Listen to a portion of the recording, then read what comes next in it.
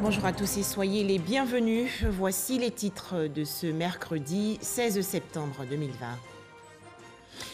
La CEDEAO réitère sa demande de nomination rapide d'un président et d'un premier ministre de transition civile au Mali.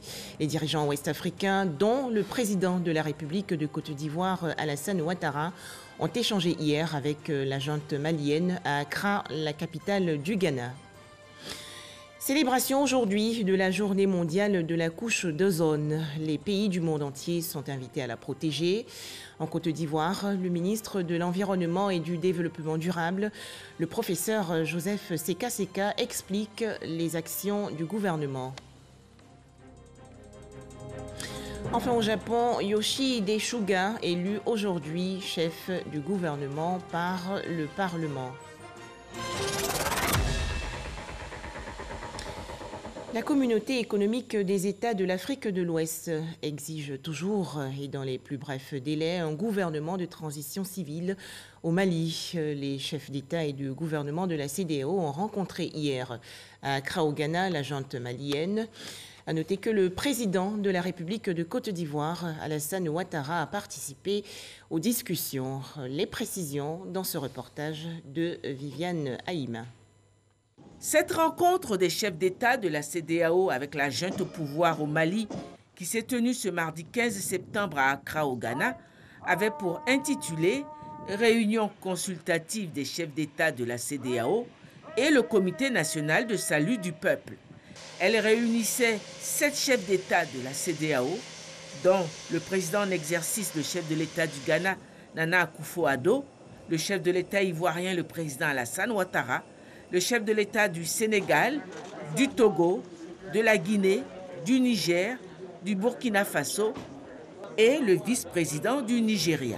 L'objectif de la rencontre, examiner la situation sociopolitique au Mali et entendre les membres du Comité national de salut du peuple pour voir l'état de la mise en place de la transition conformément aux décisions du sommet extraordinaire de la CEDEAO du 28 août dernier et confirmé par le sommet ordinaire qui s'est tenu à Niamey le 7 septembre dernier.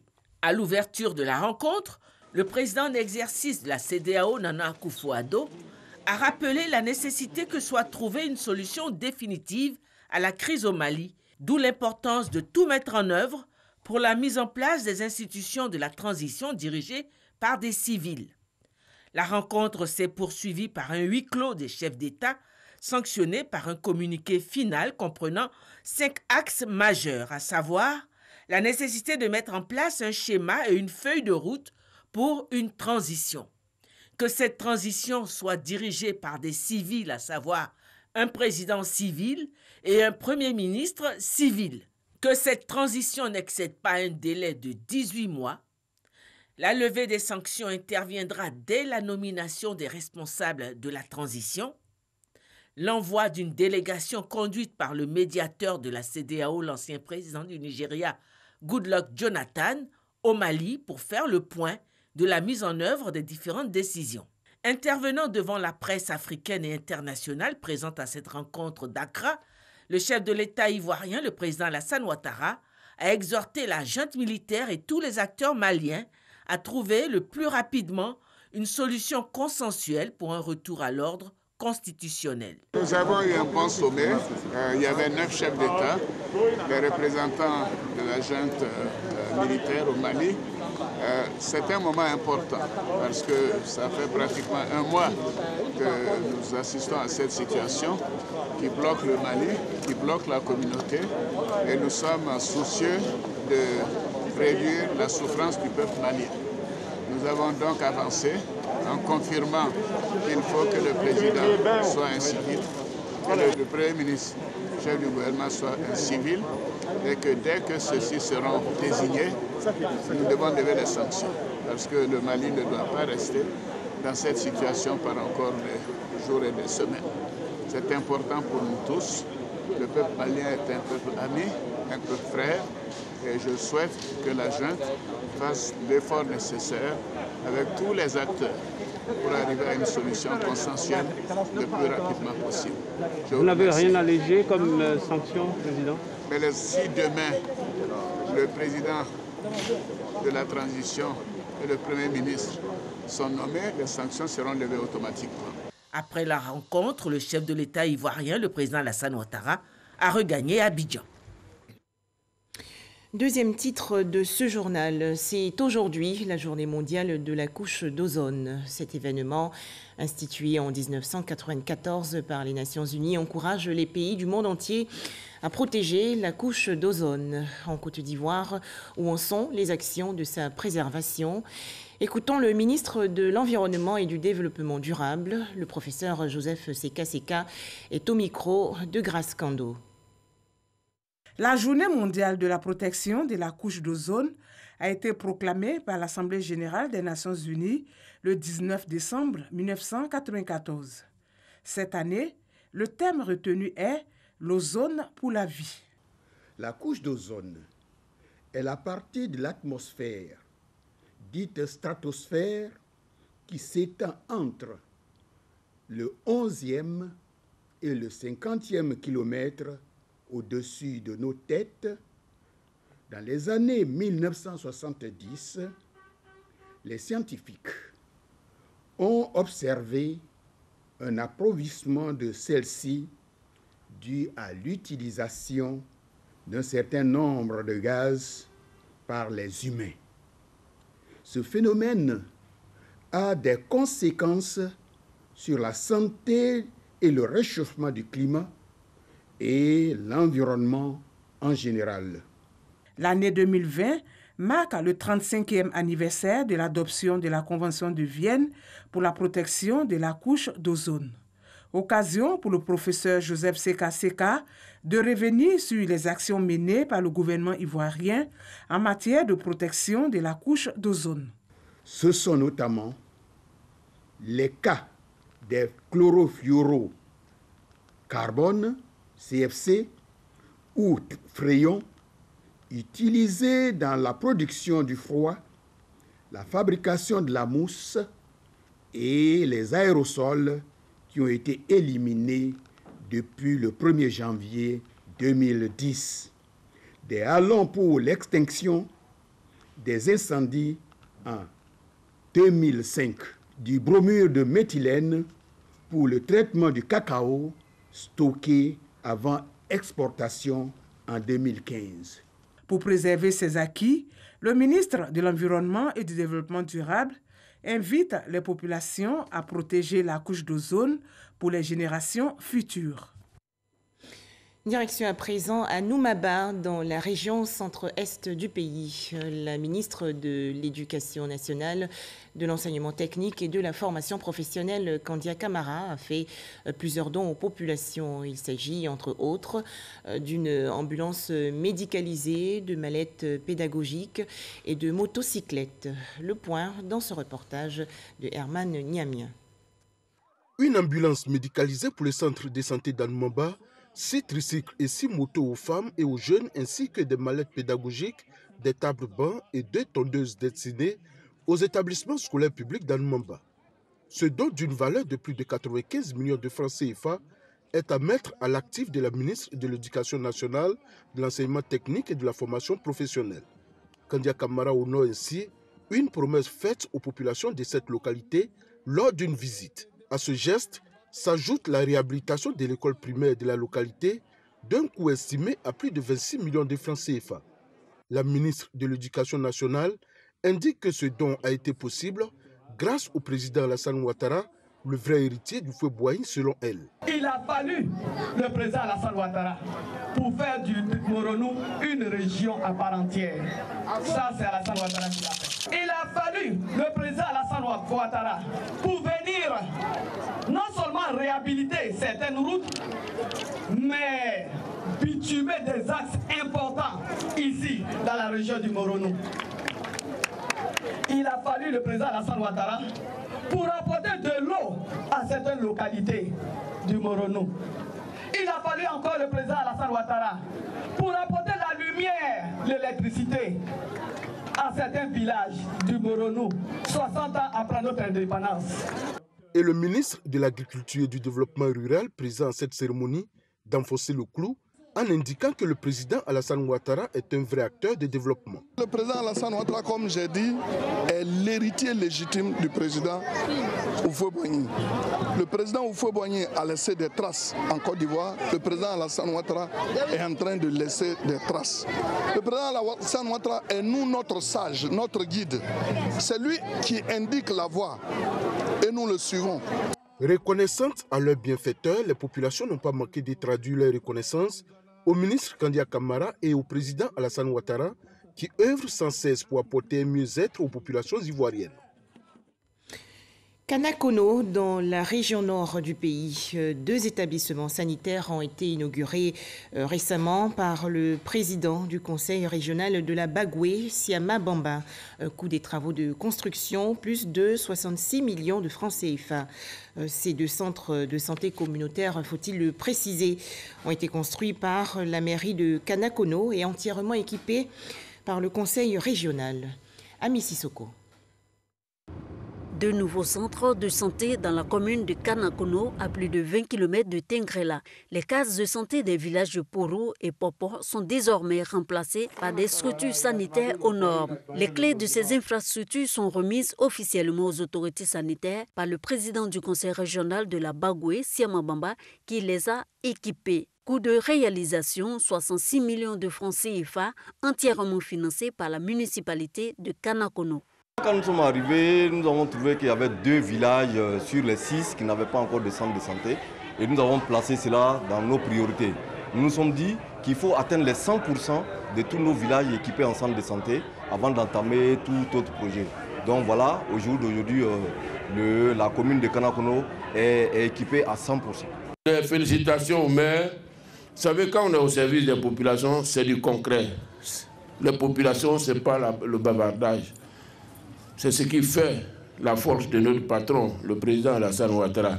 Parce que nous sommes là pour traduire l'action de son gouvernement sur le terrain.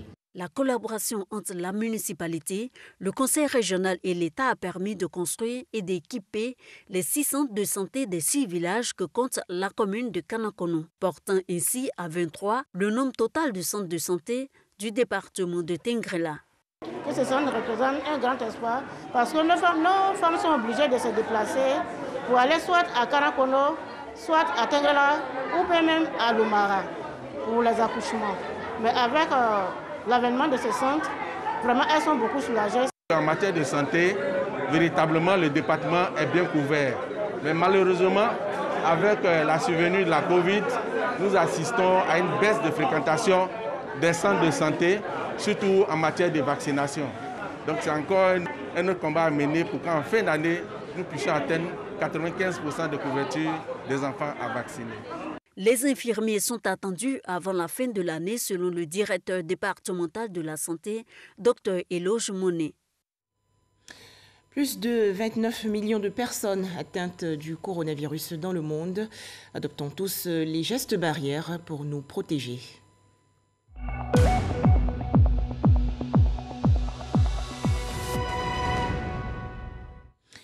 En Côte d'Ivoire, 34 nouveaux cas de coronavirus ont été enregistrés hier par le ministère de la Santé et de l'Hygiène publique. Le pays compte actuellement 19 100 cas confirmés de coronavirus, dont 18 228 personnes guéries et 120 décès. La Côte d'Ivoire également en guerre contre la poliomyélite de type 2. Le ministère de la Santé et de l'Hygiène publique a annoncé récemment une campagne de vaccination. Cette opération va se dérouler du 18 au 24 septembre prochain. Les explications de Astou Touré.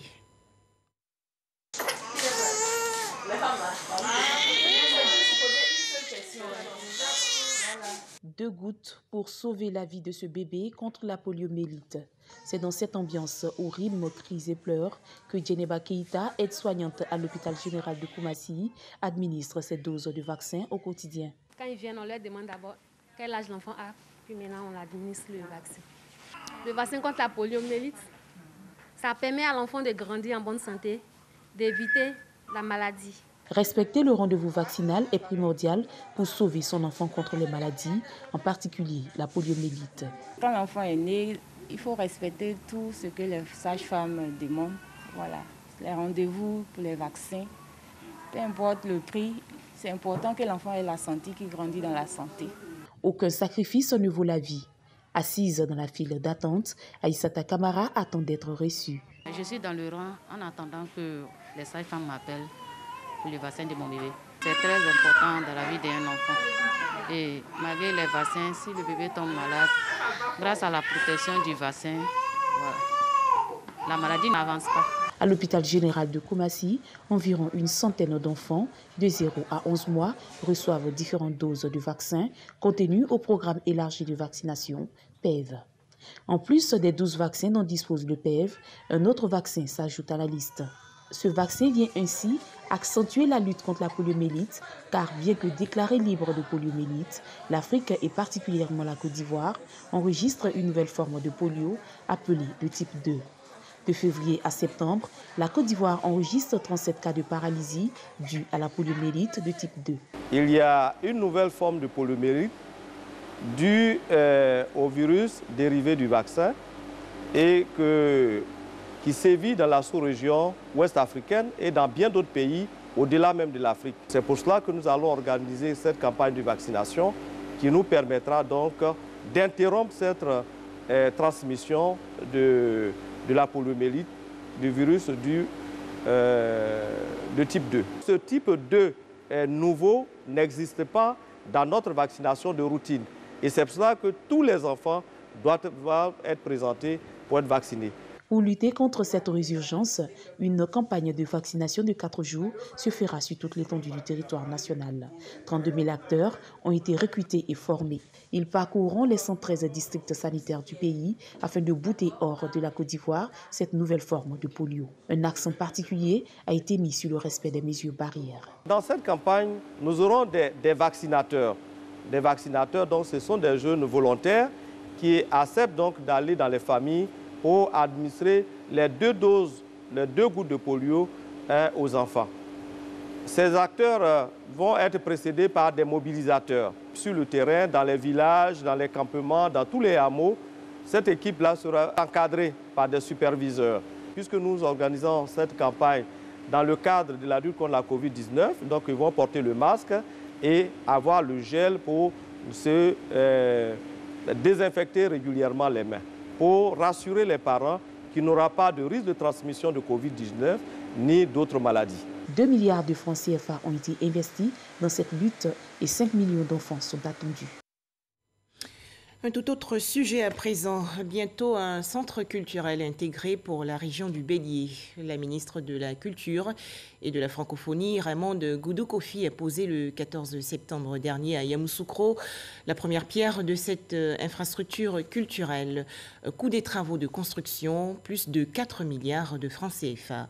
C'est un reportage de Kader Sogodogo de RTI Bouaké.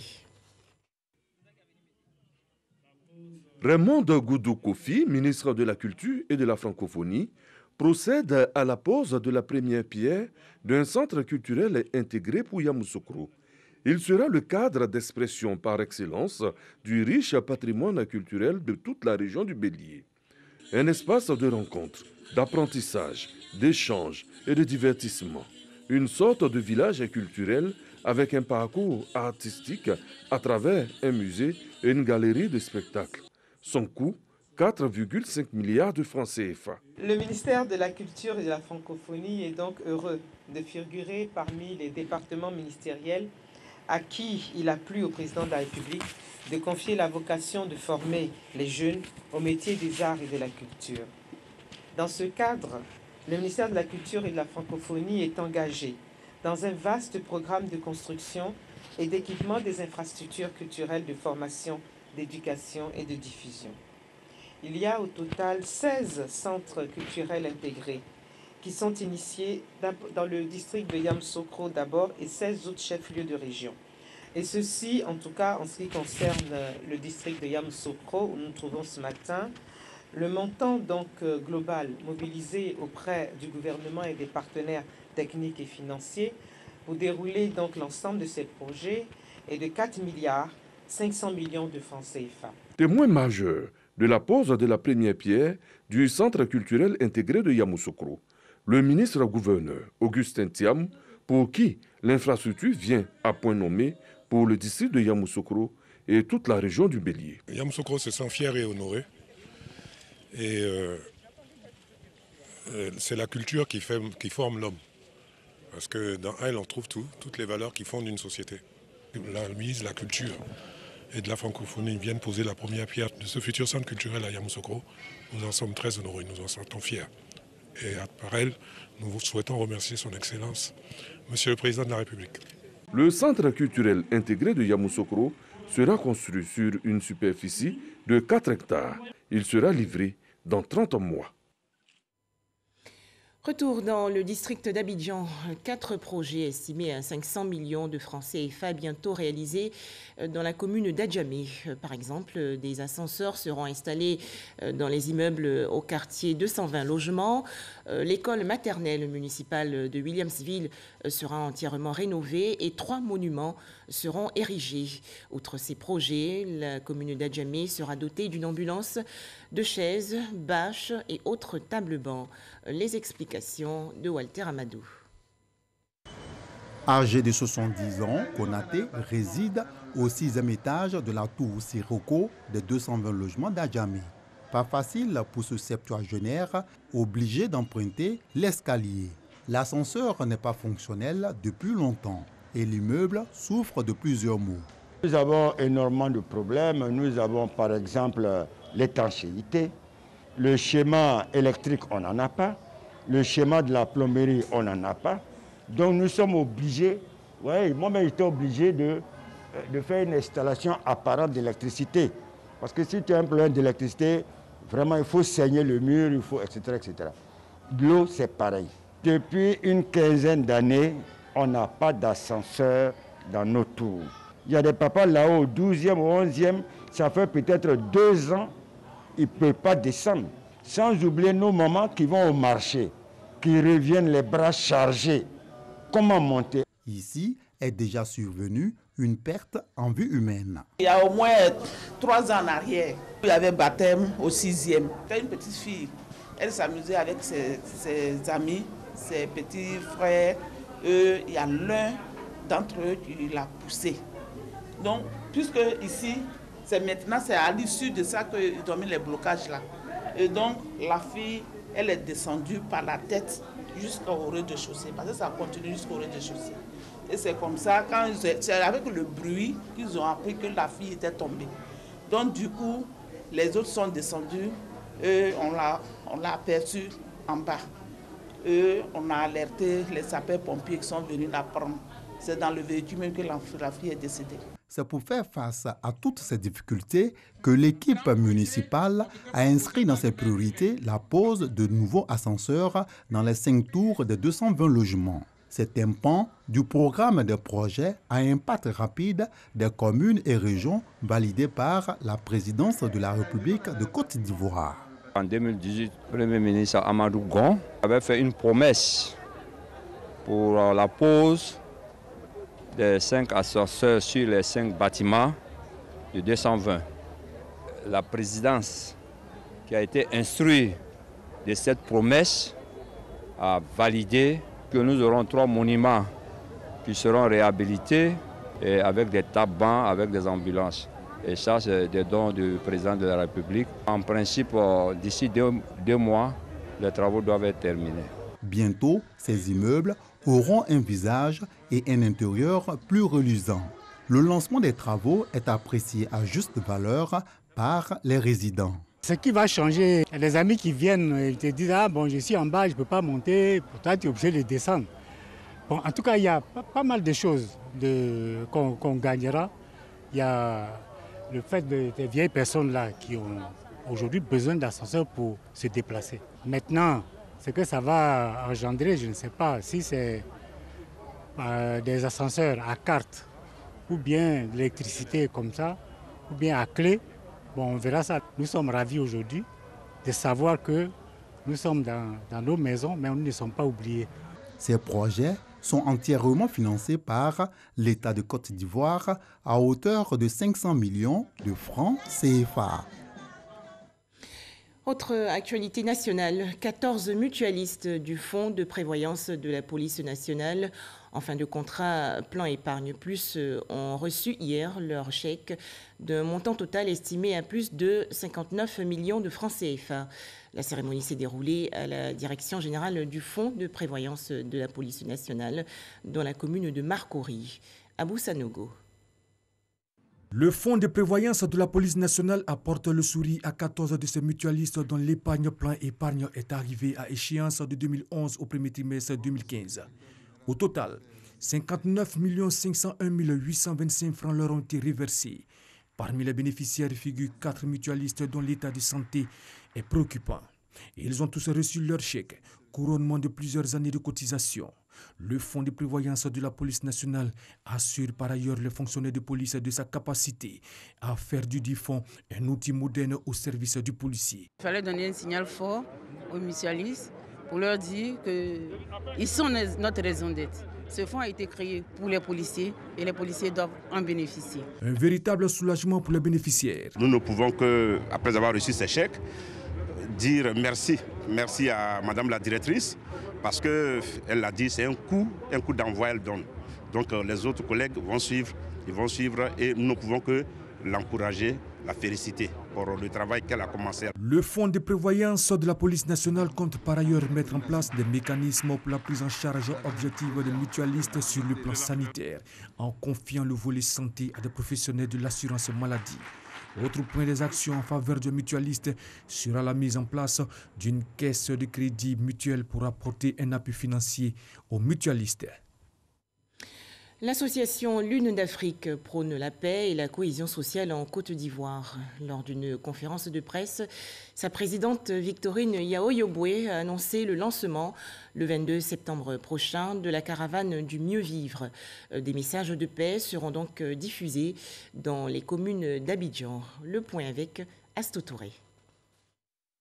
Elles sont venues de différentes communes d'Abidjan et des pays voisins pour participer au lancement de la caravane de paix et de mieux vivre pour un climat sociopolitique apaisé en Côte d'Ivoire. Elles, ce sont les femmes de l'association Lune d'Afrique Côte d'Ivoire, soutenues par la coordination du Libéria et d'autres associations de femmes. Objectif, maintenir la paix avant, pendant et après les élections présidentielles. Lune d'Afrique Côte d'Ivoire veut prôner la paix. Dit à tous les Ivoiriens, à nos frères de la diaspora, à toute la communauté africaine, la paix est un préalable. Nous voulons que tous les Ivoiriens prospèrent, que toute l'Afrique prospère. Cela ne peut se faire que dans la paix. Quels que soient les enjeux, que nous n'oublions pas l'essentiel. L'essentiel, c'est de pouvoir vivre ensemble. Cette caravane de sensibilisation et de cohésion sociale va débuter le 22 septembre prochain et 10 communes du district d'Abidjan sont concernées. Je suis vraiment contente d'être avec mes sœurs de Lune d'Afrique Côte d'Ivoire. Je suis venue les accompagner pour le lancement de leur caravane, pour m'enquérir de leur expérience, pour apporter le même message dans mon pays. Cette conférence de presse a également été l'occasion pour les femmes de Lune d'Afrique Côte d'Ivoire de présenter un pagne pour matérialiser leur engagement pour la paix et la cohésion sociale. Nous n'avons qu'un seul pays, nous n'avons qu'un seul continent, la Côte d'Ivoire, l'Afrique. Et pour porter ce message-là, nous avons fait ce pagne. Ce pagne-là, nous voulons le donner aux femmes. Les premières femmes de ce pays, ce sont nos anciennes premières dames, c'est notre première dame, Madame Dominique Ouattara. Ce sont elles qui donnent l'exemple. Nous devrons les encourager à porter toujours ce message de paix, ce message de cohésion sociale. Créée en février 2020, Lune d'Afrique Côte d'Ivoire entend mener plusieurs actions en faveur de la paix en Côte d'Ivoire. Enfin, un nouveau Premier ministre pour le Japon. En effet, Yoshihide Suga, 71 ans, a été élu aujourd'hui chef du gouvernement par le Parlement en remplacement de Shinzo Abe, démissionnaire pour des raisons de santé. La composition de l'équipe gouvernementale de Yoshihide Suga devrait être annoncée plus tard. Et c'est la fin de ce journal. Merci de nous avoir suivis.